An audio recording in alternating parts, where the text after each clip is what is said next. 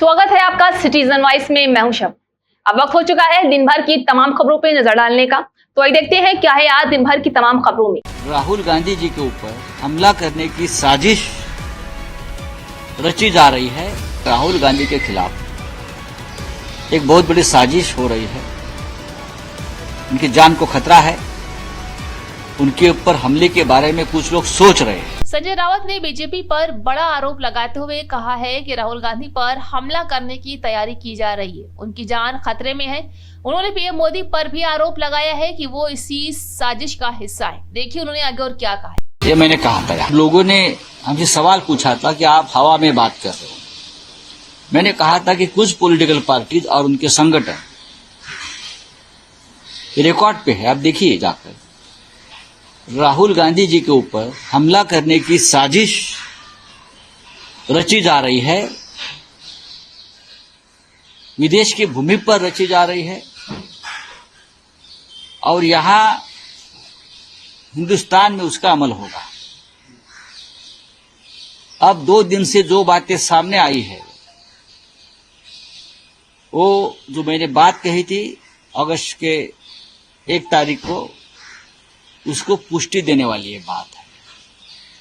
इस देश के केंद्रीय रेल राज्य मंत्री, उत्तर प्रदेश के एक मंत्री सरकार की, महाराष्ट्र के बीजेपी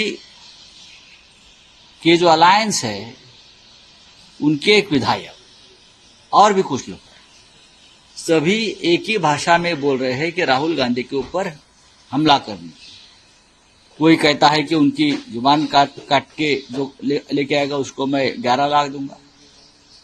कोई उनको आतंकवादी कहता है, कोई उनके ऊपर हमले की बात करता है। ये एक षड्यंत्र है, एक साजिश की रचना है। जिस तरह से राहुल गांधी के नेतृत्व में इस देश का पूरा विपक्ष एकजुट हुआ है और होता रहेगा, उससे अगर किसी के मन में डर पैदा हुआ है तो लोकतंत्र में, इस देश के लोकतंत्र में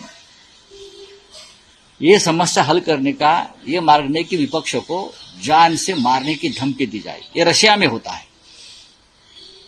ये रशिया में होता है कि विपक्ष के नेता को खत्म किया जाता है और हो गया है, पुतिन ने कर दिया है। और भी देशों में हो सकता है जहां तानाशाही है, जहां लोकतंत्र नहीं है।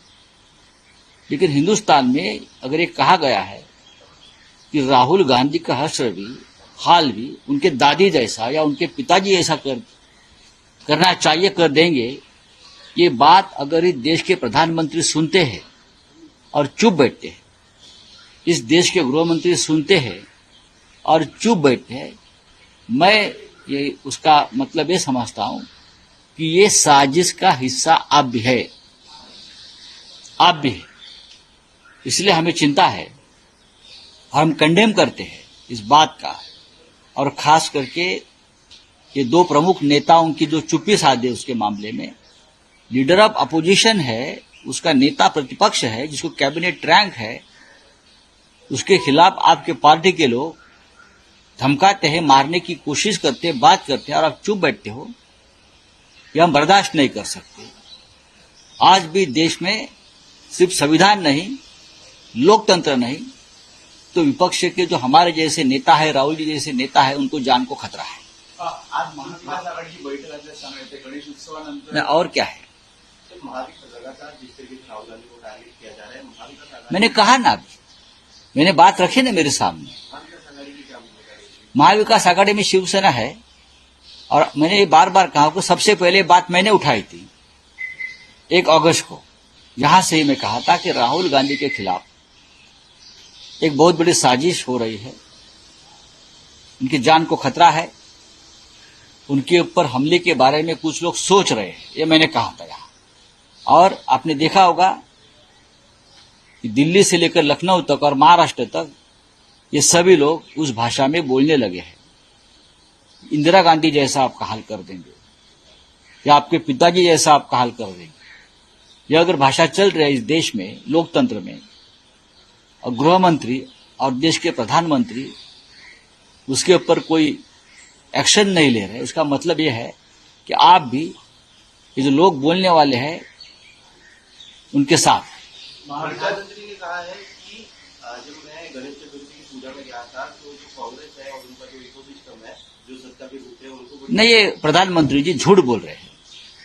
प्रधानमंत्री जी गलत बयान दे रहे हैं। इस देश का संविधान और प्रोटोकॉल आपको ये परमिशन नहीं देता है इस तरह से आप जैसे राजनीतिक नेता चीफ जस्टिस के घर में जाकर आरती करें और उसकी वीडियो उतारकर जनता के सामने पेश करें। प्रधानमंत्री जी को कानून और संविधान की कोई जानकारी नहीं है। प्रधानमंत्री देश की जनता को मूर्ख समझते हैं तो जनता मूर्ख नहीं है। प्रधानमंत्री के खिलाफ, केंद्र सरकार के खिलाफ चीफ जस्टिस के सामने ऐसे ऐसे मुकदमे चल रहे हैं और ये मुकदमे बहुत गंभीर है, संविधान के बारे में है और भी है। एक तो ये सभी मुकदमे चीफ जस्टिस ने नॉट बिफोर मी करना चाहिए, मैं नहीं चलाऊंगा, क्योंकि उनके और प्रधानमंत्री के मधुर संबंध की पुष्टि हो गई है, प्रस्थापित हो गई है। तो ये आप प्रधानमंत्री जी का जो खुलासा है वो और गुमराह करने वाला है और कंफ्यूजन में डालने वाला है। तो थी आज दिन भर की तमाम खबर। ताजा खबरों की अपडेट के लिए जुड़े रहिए हमारे साथ सिटीजन वाइज पर।